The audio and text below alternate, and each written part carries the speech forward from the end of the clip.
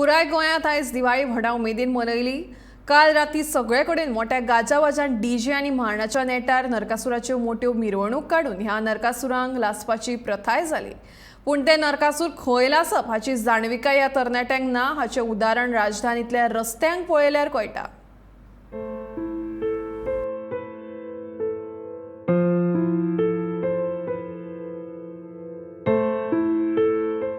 दिवाळीची परंपरा म्हूण गोंयांत नरकासुराच्यो मोठ्यो मिरवणुको काडून ह्या नरकासुराचें दहन केलें खरें, पूण हें पळयात नरकासुराक लासले उपरांत राजधानीच्या रस्त्याची जाल्ली ही अवतिकाय।